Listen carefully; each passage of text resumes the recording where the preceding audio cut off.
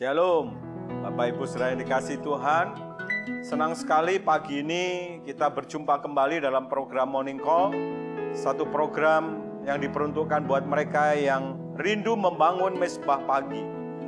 Nah, kami berharap Bapak Ibu saudara yang sedang mengikuti program ini dalam kondisi yang antusias, dalam kondisi yang menyala-nyala rohnya untuk menyambut kehadiran Tuhan di pagi hari. Mari datang dengan hati yang penuh dengan sukacita, hati yang penuh dengan ucapan syukur, dalam kondisi rohmu menyala-nyala. Mari hampiri dia, katakan kepada dia, ku cari wajahmu, temukan kasihmu. Kau bukan Tuhan yang jauh dariku. Mari panggil namanya. Oh, ku panggil namamu. Ya, ku dengar jawabmu. Kau Tuhan yang selalu dengar seruan hatiku. Mari katakan, sungguh indah Kau Tuhan, penuh kasih dan sayang. Kau tempat penghiburan bagi setiap hati yang terluka. Sungguh indah Kau Tuhan, menara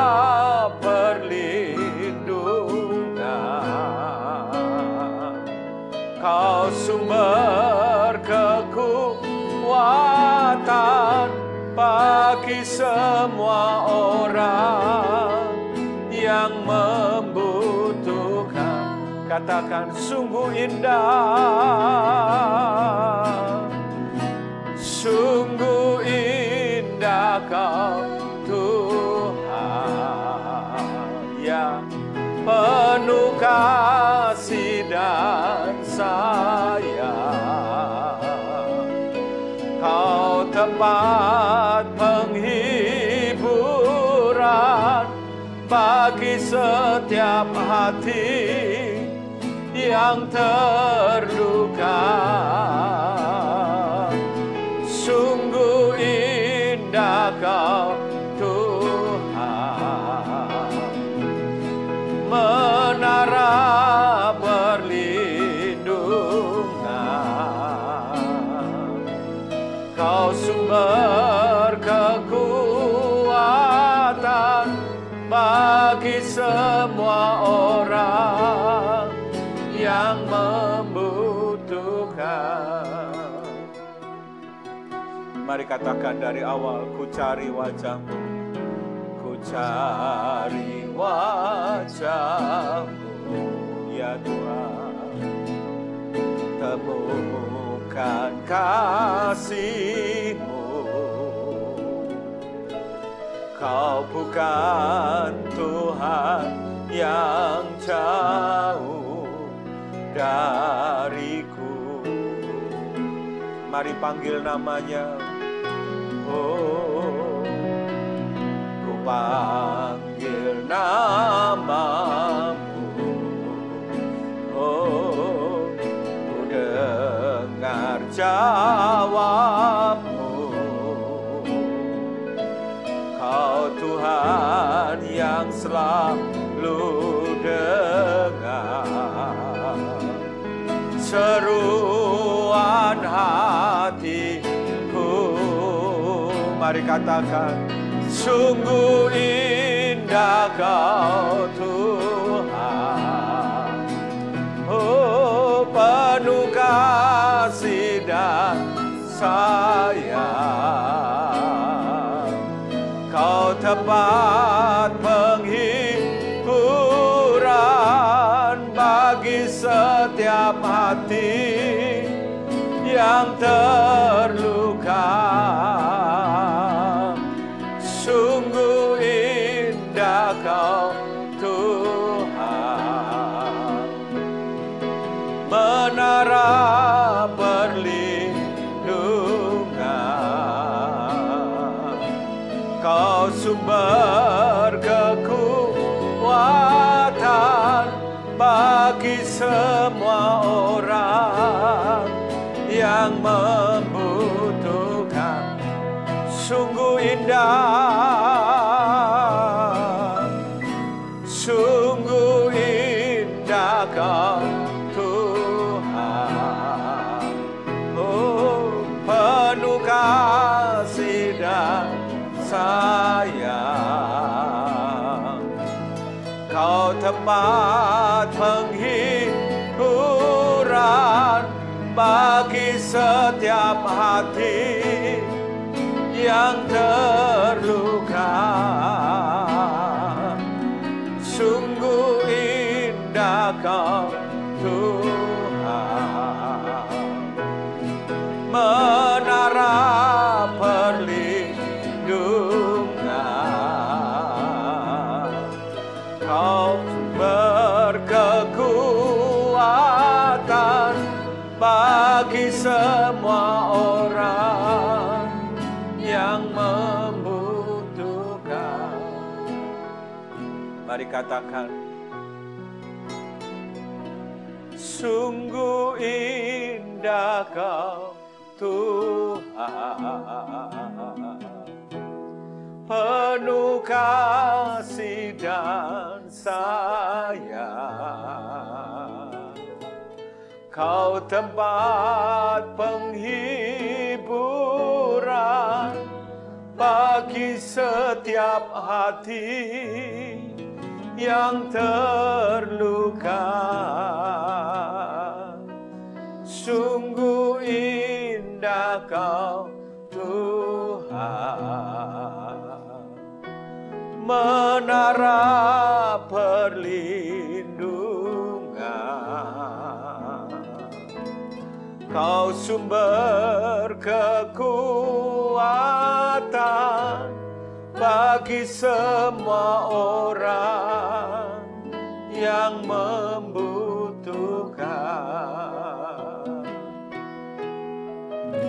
Sumber kekuatan, sumber penghiburan, sumber penghiburan. Sekali lagi, sumber kekuatan, sumber kekuatan bagi semua orang yang membutuhkan. Mari sembah, kami cari wajah-Mu. Biar Kau berkenan ditemui pagi ini.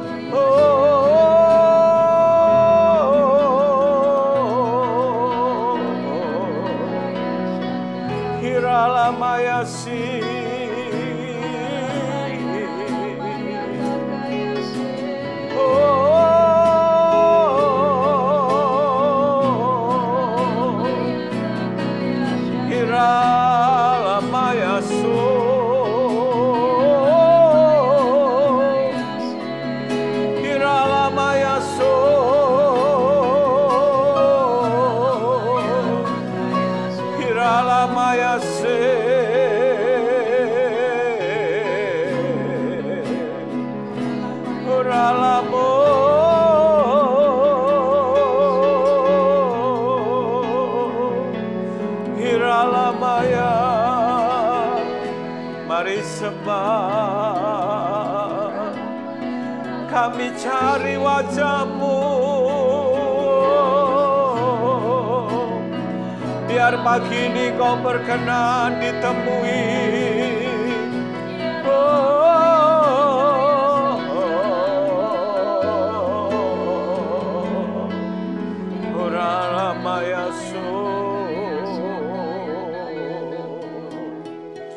Hiralamayasu, Hiralamayasu,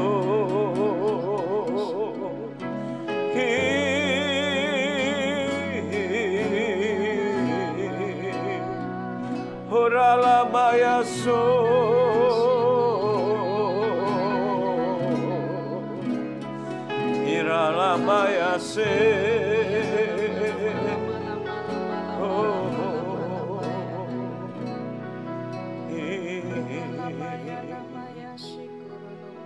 Kuralabaya sikaralama.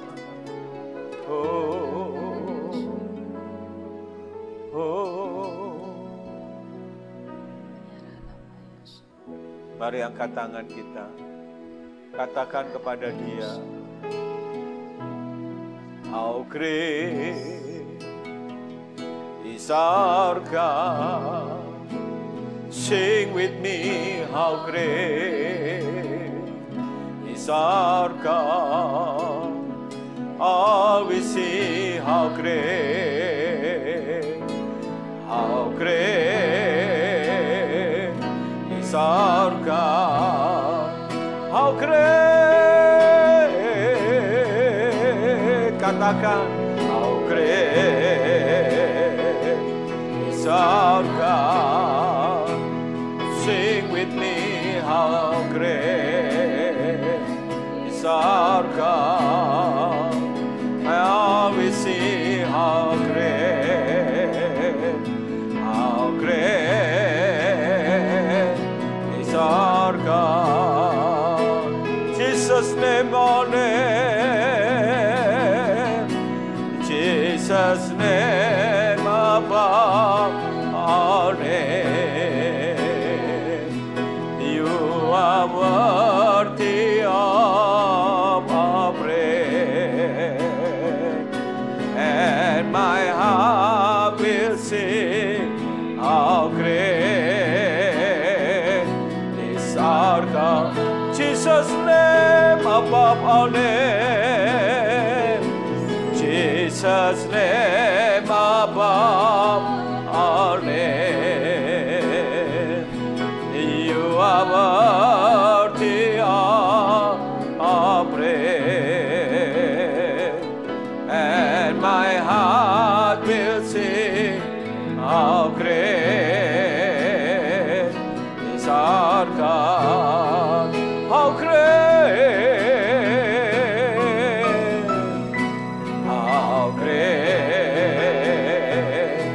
is our God.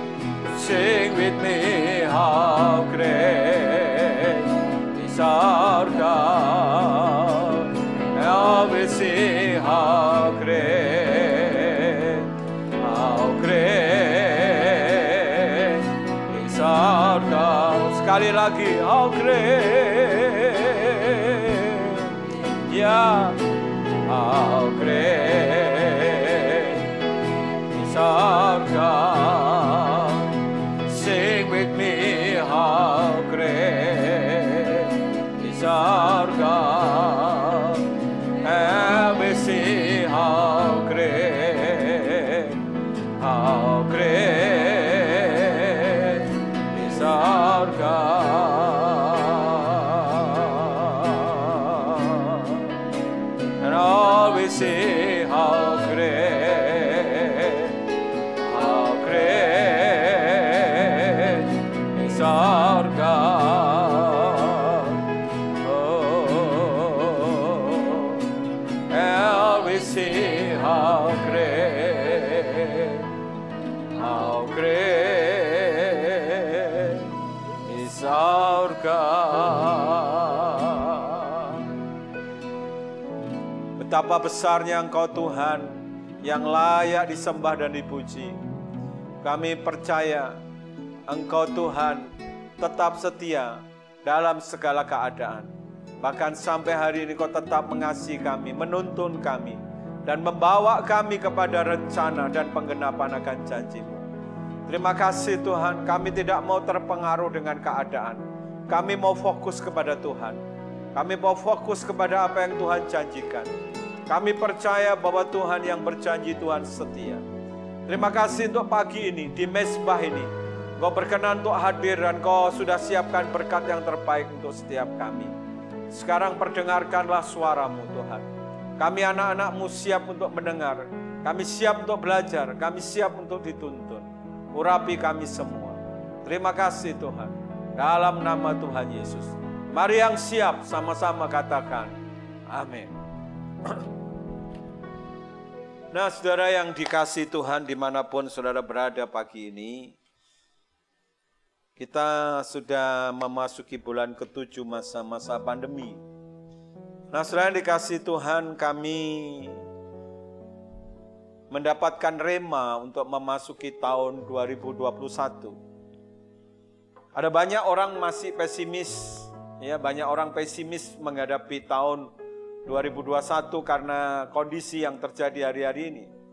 Ya, pandemi yang tidak tahu kapan berakhirnya. Resesi juga yang diperkirakan masih berkepanjangan. Tetapi justru di tengah-tengah seperti ini saudara, kalau kita meneliti membaca Alkitab, maka Tuhan itu senang membuat mujizat. Tuhan senang untuk mendemonstrasikan kuasa-Nya. Nah saudara, kalau saudara memperhatikan pada doa malam minggu yang lalu, bukan Rabu kemarin, tapi yang lalu, maka kami, ya saudara yang ada di wadah ini, Gereja Betel Indonesia Crown Palace, kami mendapatkan tema untuk tahun 2021, yaitu rema dari kisah Hizkia, bahwa tahun 2021 adalah the year of restoration and restitution.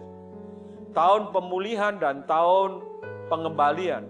Dan kata kuncinya untuk mengalami itu adalah iman. Jadi next ini saudara, saya akan banyak menyampaikan dan mengajar soal iman. Membekali kita semua, karena ini yang Tuhan mau dan Tuhan singkapkan rahasia mengenai iman untuk kita menjadi bekal untuk kita memasuki tahun 2021. Nah saudara yang ada di rumah-rumah, ya saudara bisa mengikuti lewat streaming pada ibadah-ibadah minggu, ataupun doa malam, ataupun di morning call. Nah hari ini kami mau share soal iman dengan tema batasan iman. Nah apa maksudnya Pak batasan iman? Mari kita lihat satu cerita di 2 Samuel pasal 12. 2 Samuel pasal 12 ayat 13 sampai 24. 2 Samuel pasal 12 ayat 13 sampai 24. Ya. Silakan dibaca. 13 sampai 24. 2 Samuel 12 ayat 13. Lalu berkatalah Daud kepada Natan, "Aku sudah berdosa kepada Tuhan." Dan Natan berkata kepada Daud, "Tuhan telah menjauhkan dosamu itu, engkau tidak akan mati. Walaupun demikian, karena engkau dengan perbuatan ini telah sangat menista Tuhan, pastilah anak yang lahir bagimu itu akan mati." Kemudian pergilah Natan ke rumahnya, dan Tuhan menulahi anak yang dilahirkan bekas istri Uria bagi Daud sehingga sakit. Lalu Daud memohon kepada Allah oleh karena anak itu. Ia berpuasa dengan tekun, dan apabila ia masuk ke dalam, semalam-malaman itu ia berbaring di tanah. Maka datanglah kepadanya para tua-tua yang di rumahnya untuk meminta ia bangun dari lantai. Tetapi ia tidak mau, juga tidak makan bersama-sama dengan mereka. Pada hari yang ke-7 matilah anak itu, dan pegawai-pegawai Daud takut memberitahukan kepadanya bahwa anak itu sudah mati. Sebab mereka berkata, ketika anak itu masih hidup, kita telah berbicara kepadanya, tetapi ia tidak menghiraukan perkataan kita. Bagaimana kita dapat mengatakan kepadanya anak itu sudah mati? Jangan-jangan ia mencelakakan diri. Ketika Daud melihat bahwa pegawai-pegawainya berbisik-bisik, mengertilah ia bahwa anak itu sudah mati. Lalu Daud bertanya kepada pegawai-pegawainya, "Sudah matikah anak itu?" Jawab mereka, "Sudah." Lalu Daud bangun dari lantai, ia mandi dan berurap dan bertukar pakaian. Ia masuk ke dalam rumah Tuhan dan sujud menyembah. Sesudah itu pulanglah ia ke rumahnya, dan atas permintaannya dihidangkan kepadanya roti, lalu ia makan. Berkatalah pegawai-pegawainya kepadanya, "Apakah artinya hal yang kau perbuat ini? Oleh karena anak yang masih hidup itu engkau berpuasa dan menangis, tetapi sesudah anak itu mati engkau bangun dan makan." Jawabnya, "Selagi anak itu hidup, aku berpuasa dan menangis karena pikirku, siapa tahu Tuhan mengasihani aku sehingga anak itu tetap hidup. Tetapi sekarang ia sudah mati, mengapa aku harus berpuasa? Dapatkah aku mengembalikannya lagi? Aku yang akan pergi kepadanya, tetapi ia tidak akan kembali kepadaku." Kemudian Daud menghibur hati Batseba istrinya. Ia menghampiri perempuan itu dan tidur dengan dia, dan perempuan itu melahirkan seorang anak laki-laki. Lalu Daud memberi nama Salomo kepada anak itu. Tuhan mengasihi anak itu. Nah, saudara, saya percaya saudara lebih mengenal cerita ini, kisah cerita ini, lebih mengenal ceritanya, yaitu kisah Daud yang berzina dengan Batseba, istri Uria. Nah, sebelum masuk ke cerita ini, mungkin cerita ini yang seringkali nggak terlalu dibahas akibat daripada perzinahan Daud dengan Batseba. Nah, saudara, saya sebelum masuk ke cerita ini, untuk mengerti apa artinya batasan iman, saya cerita dulu prolognya. Nah, kita semua tahu bahwa satu kali pada pergantian tahun, ya, raja-raja yang biasanya berperang, maka Daud justru bersantai-santai, ya, di atas sotoh rumahnya, dan pada waktu dia bersantai-santai dia melihat Batseba mandi. Maka diperintahkanlah anak buahnya untuk membawa Batseba itu ke tempatnya, dan Daud akhirnya berzina dengan Batseba. Kenapa berzina? Karena Batseba itu adalah istri daripada bawahannya, yaitu Uria. Nah, saudara, Tuhan melihat itu sebagai satu kekejian, kejahatan. Dan Tuhan sangat marah, itu satu dosa yang diperbuat oleh Daud. Lalu Tuhan menegur daripada Daud melalui Nabi Natan. Natan memperingatkan Daud, ya. Natan menegur Daud, dan kita tahu pada waktu Natan menegur Daud, Daud bertobat. Ya. Daud mengakui dosanya, dia tidak mencari kambing hitam. Daud mengakui dosanya. Dan apa yang terjadi, saudara? Kalau kita baca ayat 13 tadi, saudara, Daud menerima rema. Rema kita tahu adalah jawaban daripada doa, respon Tuhan terhadap kerinduan kita. Firman yang datang yang berbicara secara pribadi. Rema itu adalah dasar daripada iman. Ibrani pasal 11 ayat 1. Itu ditulis juga dalam bahasa Inggris substance, bahan. Ya, bahan daripada iman itu namanya rema. Firman yang datang kepada kita yang berbicara secara pribadi. Roma 10 ayat 17, iman itu timbul dari pendengaran akan firman Kristus. Dan Tuhan berkata bahwa Tuhan menjauhkan dosanya. Artinya Tuhan mengampuni dosanya. Nah, saudara yang dikasihi Tuhan, tetapi perhatikan baik-baik, akibat daripada perzinahan Daud dengan Batseba itu, maka Batseba mengandung, Batseba hamil. Nah, saudara, apa yang terjadi dengan anak yang dikandung oleh Batseba ini? Pada waktu anak itu lahir dikatakan anak itu sakit. Dan ada vonis dari Tuhan bahwa anak itu akan mati. Nah, saudara yang dikasihi Tuhan, apa yang diperbuat Daud? Daud ini orang yang saya perhatikan, kalau saya baca Alkitab, ini orang yang suka dengan anak-anak, saudara. Ya, dia sangat sayang kepada semua anak-anaknya. Dia sangat mencintai anak-anaknya. Oleh karena itu kalau saudara lihat, dia berjuang dengan imannya supaya anak ini selamat, supaya anak ini sembuh, supaya anak ini tidak mati, saudara. Nah, saudara, kenapa saya katakan dia mempertahankan anaknya? Dia punya iman. Istilahnya kalau orang sekarang mengimani supaya anaknya sembuh. Mungkin saudara berkata, kan Tuhan sudah vonis anak itu mati. Saudara masih ingat pada waktu saya menyampaikan di doa malam bahwa Hizkia yang sudah divonis mati juga, penyakitnya nggak sembuh. Tetapi karena imannya, ya saudara, imannya, nah, Tuhan berkehendak, Tuhan mengambil keputusan, merubah keputusannya, bahwa Hizkia sembuh dan diperpanjang umurnya 15 tahun. Jadi Daud mengimani supaya anaknya sembuh dan tidak mati itu ada dasarnya. Karena iman itu kan harus ada dasar, saudara. Ya. Dasarnya apa? Dasarnya tadi, bahwa Tuhan itu mengampuni dosanya. Ya. Jadi saudara, kalau kita beriman, itu harus ada dasarnya. Apa dasarnya, Pak? Firman yang berbicara pribadi kepada kita. Tuhan berbicara pribadi kepada kita, menjawab kerinduan kita. Itu yang disebut dengan rema. Saya percaya saudara, setiap iman kita, setiap apapun yang kita harapkan lewat iman, ingat iman ada dasarnya rema. Saya percaya Tuhan memperhitungkan. Tuhan memperhitungkan. Yang setuju katakan amin. Tuhan mendengar doa kita.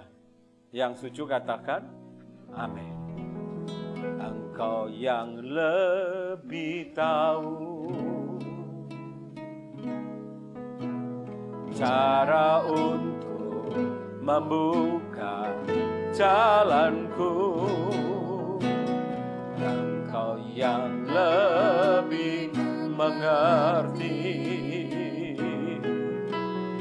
cara untuk menolong hidupku. Ku percaya Kau Tuhan yang tak pernah gagal, menjadikanku lebih dari pemenang.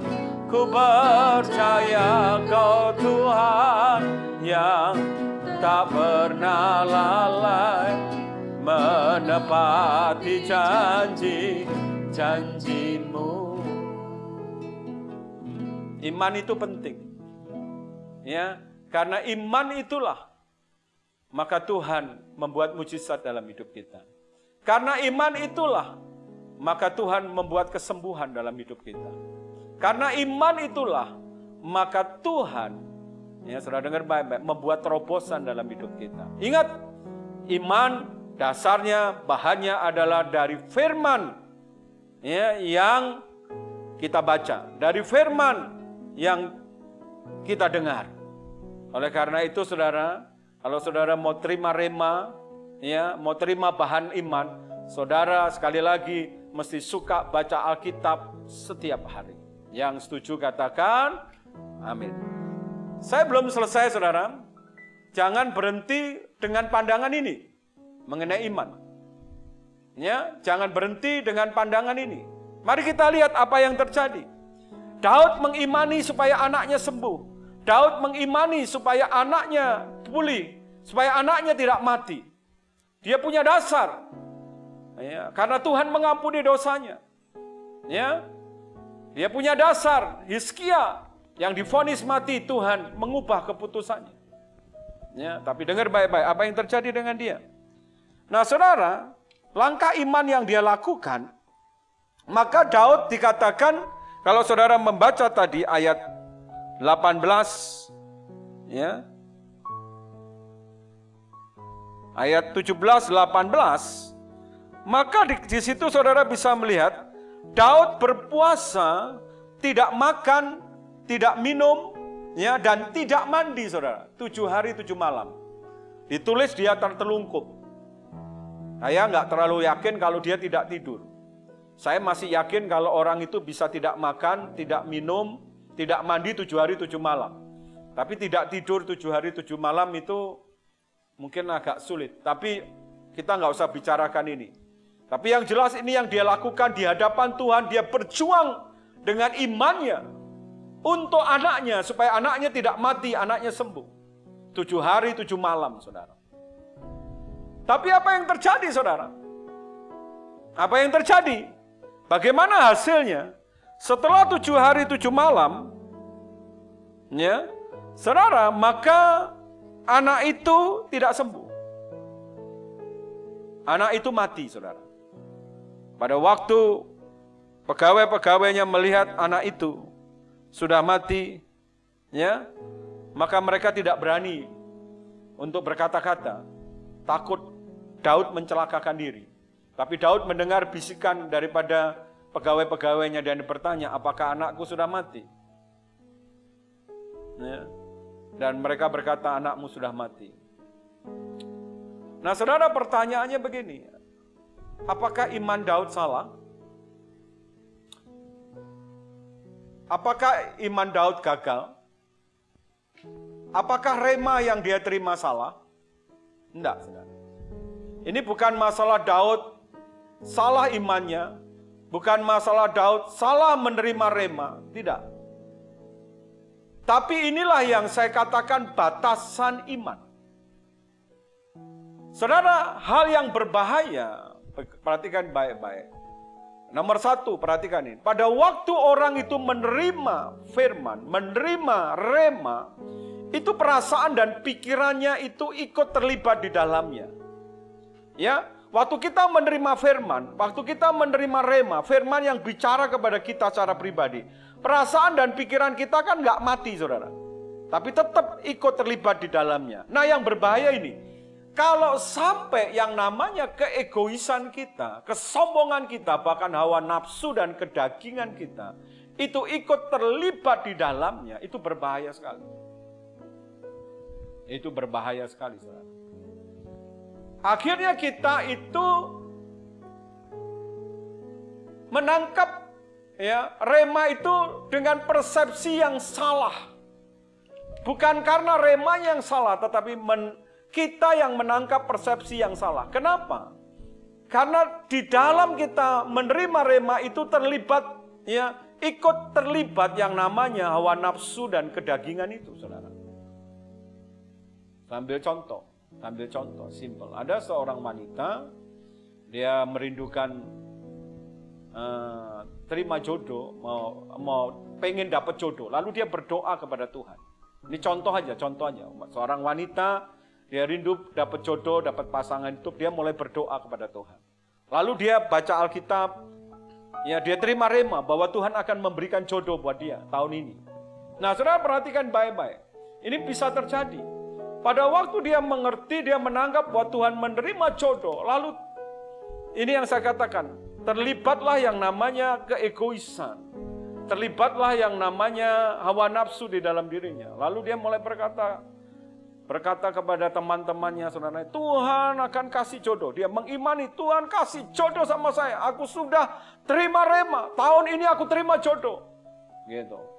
Jodohku itu pasti ganteng. Dia bilang gitu. Dan kaya, 7 keturunan, hartanya tidak akan habis. Itu yang Tuhan berikan. Nah, ini bahaya, saudara. Nah, itu tadi, saudara. Sudah mulai terlibat di dalamnya. Sudah mulai, ya, sepertinya, ya, ini bahayanya orang punya iman itu di sini. Dia pikir bisa ngatur Tuhan seenaknya. Dia pikir karena dia punya iman bisa memaksakan kehendaknya supaya Tuhan itu melakukan seperti yang dia minta. Padahal yang dia minta itu adalah hawa nafsu dan kedagingan dia. Oleh karena itu saya mau ngomong, mas saudara, iman itu ada batasannya. Batasannya apa, Pak? Dengar baik-baik. Ini yang juga disebut dengan the law of faith atau hukum iman. Batasannya gini, saudara boleh berjuang semaksimal mungkin dengan iman saudara sampai batas yang maksimal, batas yang tertinggi. Dengar baik-baik. Tetapi selebihnya adalah keputusan Tuhan, kedaulatan Tuhan. Jangan saudara pernah berpikir kalau saudara punya iman, saudara dapat rema dari Tuhan kayak tadi seorang wanita. Merasa dapat rema bahwa tahun ini dapat jodoh. Terus saudara bisa ngatur Tuhan seenaknya. Nah ini yang berbahaya. Oleh karena itu saya katakan iman ada batasannya. Itu yang disebut dengan the law of faith atau hukum iman. Mungkin saudara berkata, tapi dia memberikan seperti yang saya kehendaki Pak, yang saya inginkan. Dengar ya, kalau Tuhan memberikan seperti yang saudara inginkan, itu bukan berarti saudara bisa ngatur Tuhan. Itu memang karena kehendaknya, semata-mata memang karena kehendaknya yang memang pas sesuai dengan keinginan saudara. Tapi bukan berarti kita bisa mengatur Tuhan seenak kita. Ya, batasan iman itu di sini. Kita boleh berjuang ya, dengan iman kita sampai batas yang maksimal. Seperti Daud, 7 hari 7 malam. Dia berjuang sampai batas yang maksimal, yang tertinggi. 7 hari 7 malam, tidak makan, tidak minum, tidak mandi supaya anaknya sembuh dan tidak mati. Tapi dengar baik-baik, selebihnya adalah kedaulatan Tuhan. Tapi mari kita lihat, ada satu yang menarik dari kisah Daud ini. Apa saudara? Sikap hati. Sikap hati itu, dengar baik-baik saudara, akan memperbesar iman itu untuk mewujudkan menjadi mujizat yang besar. Sekali lagi, sikap hati itu menentukan iman itu menjadi besar dan mewujudkan iman itu untuk satu perbuatan yang besar. Yang mengerti ini katakan, amin. Ku percaya Kau Tuhan yang tak pernah gagal, menjadikanku lebih dari pemenang. Ku percaya Kau Tuhan yang tak pernah lalai, menepati janji-janji-Mu. Ku percaya Kau Tuhan yang tak pernah gagal, menjadikanku lebih dari pemenang. Ku percaya Kau Tuhan yang tak pernah lalai, menepati janji-janji-Mu. Nah, bagaimana sikap Daud? Begitu dia mendengar anaknya mati, lalu apa yang dilakukan Daud? Lalu Daud bangun, ya, bangun dari tertelungkup itu, mandi, ganti pakaian, ke rumah Allah. Ngapain dia ke rumah Allah? Nyembah Tuhan, mengucap syukur, saudara. Bayangin, dalam keadaan sedih, berduka anaknya mati, dia ke rumah Allah, dia nyembah Tuhan. Setelah itu pulang. Ngapain pulang? Makan, saudara. Pegawai-pegawainya nanya, ayat 21, apakah artinya hal yang kau perbuat ini? Oleh karena anak yang masih hidup itu engkau berpuasa dan menangis. Pada waktu anakmu masih hidup, engkau malah berpuasa menangis. 7 hari 7 malam. Tapi begitu anakmu mati, engkau bangun dan makan. Pegawainya bingung. Daud bilang gini, selagi anak itu hidup, aku berpuasa dan menangis. Karena pikirku, siapa tahu Tuhan mengasihani aku, sehingga anak itu tetap hidup. Tetapi sekarang ia sudah mati, mengapa aku harus berpuasa? Dapatkah aku mengembalikannya lagi?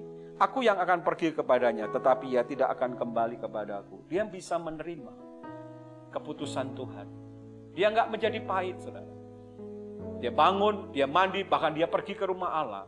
Dia naikkan penyembahan kepada Allah. Sebagai ungkapan, dia bisa menerima keputusan Allah.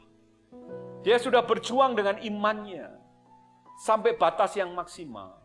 Tapi dia mengerti the law of faith, hukum iman. Ada kedaulatan Tuhan. Selebihnya adalah keputusan Tuhan. Akibat sikap hatinya yang benar, kerendahan hati itu, apa yang terjadi?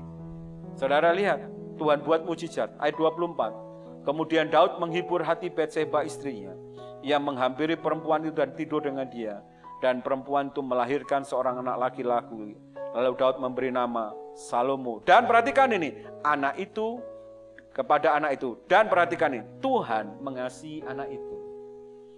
Tuhan mengganti dengan seorang anak laki-laki yang lain, yaitu namanya Salomo. Bukan hanya sekedar mengganti, tapi Tuhan berkenan atas anak ini. Tuhan mengasihi, dan anak ini dipilih Tuhan untuk menggantikan Daud menjadi raja.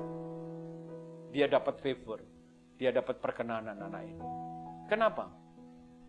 Karena ada seorang ayah yang rendah hati, yang bisa menerima keputusan Tuhan, yang bisa mengerti soal hukum iman, bahwa selebihnya, sekalipun dia sudah berjuang dengan imannya, tapi dia mengerti selebihnya adalah kedaulatan Tuhan. Daud bisa menerima keputusan Tuhan. Salomo buat saya artinya anak yang lahir karena ada seorang ayah yang rendah hati, yang bisa menerima keputusan yang Tuhan buat dalam hidupnya. Kerendahan hati melahirkan anak yang sangat dikasihi Tuhan dan menjadikan anak ini menerima perkenanan Tuhan. Saudara, ini yang saya maksud dengan batasan iman. Dengar baik-baik. Kalau saudara sudah menerima rema, saudara punya bahan untuk punya iman.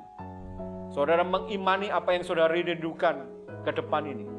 Tapi ingat baik-baik, ada batasan iman. Saudara boleh berjuang semaksimal mungkin dengan iman saudara. Dalam batas yang paling maksimal saudara bisa berjuang. Pada batas yang paling tinggi saudara bisa berjuang. Tapi dengar baik-baik, selebihnya itu tetap kedaulatan Tuhan. Ingat, Tuhan yang berdaulat penuh atas hidup kita. Dia yang menentukan atas kehidupan kita. Kenapa dia harus menentukan? Dengar baik-baik. Apa yang dia tetapkan buat kita. Sekalipun itu tidak sesuai dengan keinginan kita. Percayalah, itu yang terbaik buat hidup kita. Yang setuju katakan, amin. Mari tutup Alkitab saudara. Kita akan berdoa. Hari ini, saya ingin ajak saudara berdoa. Secara khusus, menaikkan apa yang jadi kerinduan saudara ke depan. Saya nggak tahu apa masalah saudara. Tapi apa yang menjadi kerinduan saudara, ayo kita bawa dalam doa hari ini. Mungkin ada yang sedang merindukan teman hidup, ada yang sedang merindukan pekerjaan yang baru, ada yang sedang mungkin merintis usaha yang baru, mungkin sedang merindukan ada mujizat Tuhan buka jalan buat peluang-peluang bisnis yang baru. Mungkin ada yang sedang merindukan rumah tangga yang bahagia, yang harmonis. Ayo saudara kita sama-sama bawa kepada Tuhan. Ya, nanti biar istri saya berdoa buat saudara. Kita bawa, ya, minta saudara rema supaya saudara ada dasar. Ya, saudara bawa dan nantikan. Nantikan Tuhan bicara menjawab kerinduan saudara. Oleh karena itu saudara, setelah mendoakan hari ini, jangan cuma mendoakan saja. Tiap hari baca Alkitab. Ya, sampai saudara menemukan yang namanya rema, respon Tuhan, jawaban atas kerinduan saudara. Mari kita berdoa bersama-sama. Katakan kepada dia, Engkau yang lebih tahu cara untuk membuka jalanku. Engkau yang lebih mengerti cara untuk menolong hidupku. Ku percaya Kau Tuhan yang tak pernah gagal, menjadikanku lebih dari pemenang.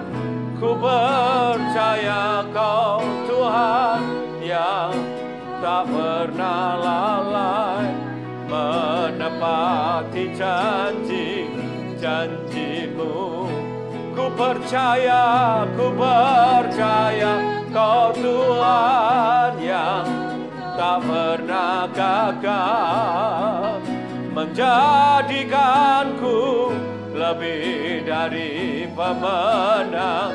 Ku percaya Kau Tuhan yang tak pernah lalai menepati janji-janji-Mu, menepati janji-janji-Mu, menepati janji-janji-Mu. Ayo angkat kedua tangan saudara, mengenadah ke atas, lalu mulai naikkan apa yang menjadi kerinduan hati saudara. Sebelum istri saya mendoakan, ayo saudara bawa apa yang jadi kerinduan saudara ke depan. Oh ralamataka, ayo saudara, bawa kerinduanmu, naikkan permohonanmu. Apa yang kau rindu Allah perbuat untuk hidupmu ke depan ini.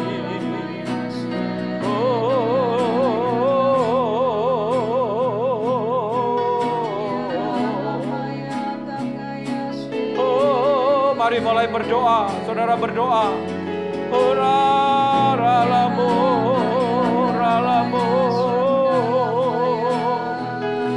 ya ralama.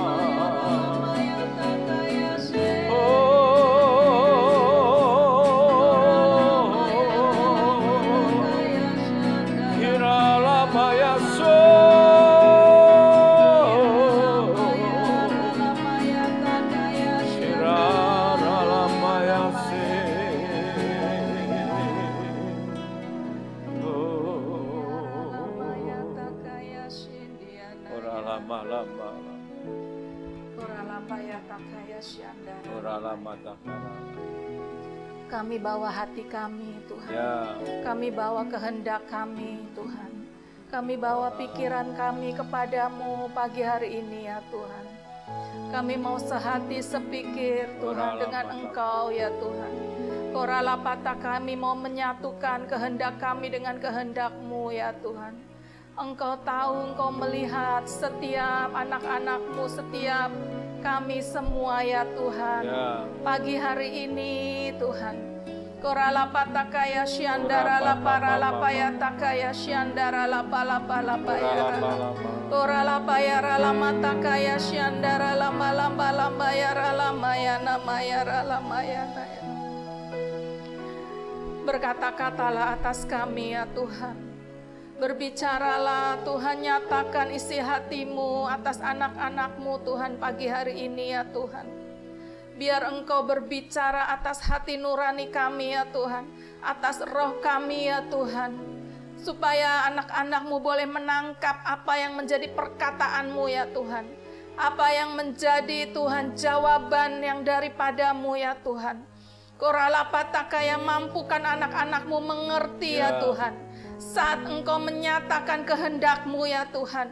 Mampukan, ya Tuhan, mampukan, ya Tuhan. Koralapataka ya syandara lapaya ralapataka ya syandara lamaya ralapa. Setiap anak-anak-Mu yang membutuhkan pertolongan, ya Tuhan. Yang membutuhkan jawaban doa atas pergumulan-pergumulan mereka, ya Tuhan. Bapa, pagi hari ini Tuhan, mari Tuhan. Berikan hati yang percaya penuh kepadamu, Tuhan. Dengan iman percaya penuh kepadamu bahwa Engkau Allah yang sanggup, Tuhan. Engkau Allah yang menepati janji-Mu, ya Tuhan. Bahwa Engkau Allah yang bisa memberikan jalan keluar, ya Tuhan. Engkau Allah yang bisa diandalkan sebab Engkaulah pengharapan kami, ya Tuhan. Pagi ini kami percaya, Tuhan, Kau akan menyatakan kehendak-Mu, isi hati-Mu, jawaban-jawaban-Mu, ya Tuhan. Untuk setiap anak-anak-Mu pagi hari ini yang berharap penuh kepadamu, ya Tuhan. Biar Tuhan anak-anak-Mu boleh, Tuhan, merendahkan hati, menanti jawaban yang daripada-Mu, ya Tuhan. Boleh Tuhan mengerti kehendak-Mu, ya Tuhan. Boleh mengutamakan kehendak-Mu di atas segalanya, ya Tuhan. Tuhan, mari Tuhan.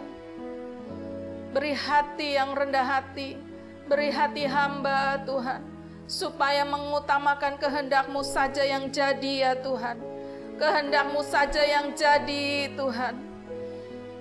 Terima kasih karena kami percaya. Kami percaya Engkau selalu memberikan yang terbaik ya Tuhan. Engkau mengerti yang terbaik buat kami ya Tuhan. Engkau selalu memberikan yang terbaik ya Tuhan. Tidak pernah Engkau merancangkan kecelakaan ya Tuhan. Engkau selalu memberikan yang terbaik. Oleh sebab itu kami mau terima semua apa yang Engkau nyatakan ya Tuhan. Apa yang menjadi kehendak-Mu ya Tuhan, kami mau terima di dalam nama Tuhan Yesus. Tuhan, biar saat-Mu saja Tuhan yang Engkau nyatakan ya Tuhan.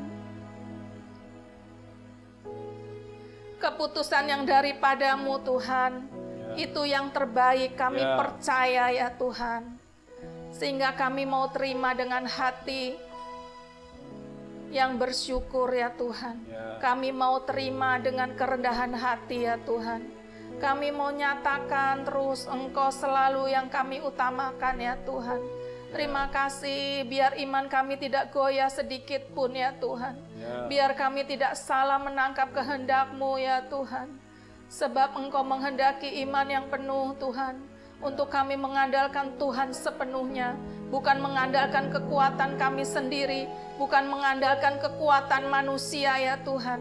Tapi Engkau menghendaki kami bergantung penuh kepada-Mu ya Tuhan. Terima kasih Tuhan. Kami percaya jawaban-jawaban itu sudah Engkau nyatakan. Sudah Engkau beritahukan atas anak-anak-Mu yang pagi hari ini Tuhan. Menantikan jawaban itu ya Tuhan. Di dalam nama Tuhan Yesus. Terima kasih Tuhan. Terima kasih Tuhan. Dalam nama Tuhan Yesus kami sudah berdoa. Amin. Amin. Nah saudara, sebelum mengakhiri morning call pagi ini, bagi saudara yang rindu untuk didoakan dan mungkin ada konseling atau ada pertanyaan, saudara bisa menghubungi nomor HP yang tertera di layar saudara. Nah saudara, perhatikan baik-baik. Pada 3 minggu ke depan ini, mulai besok, tanggal 25, tanggal 1 November dan tanggal 8 November, 3 minggu berturut-turut, saya akan mengajar seri tentang iman. Jadi saudara perhatikan live streaming ibadah minggu bagi saudara yang nggak bisa ke gereja, ya. Saudara perhatikan seri live streaming ibadah minggu saya selama 3 minggu berturut-turut, tanggal 25 besok, tanggal 1 November dan tanggal 8 November akan mengajar seri iman untuk membekali saudara masuk tahun 2021 sebagai the year of restoration and restitution. Kata kuncinya adalah iman. Kalau saudara datang ke gereja, perhatikan protokol kesehatan. Akhir kata, kami mengucapkan selamat berakhir pekan, selamat beraktivitas. Tuhan Yesus memberkati saudara berlimpah-limpah. Amin.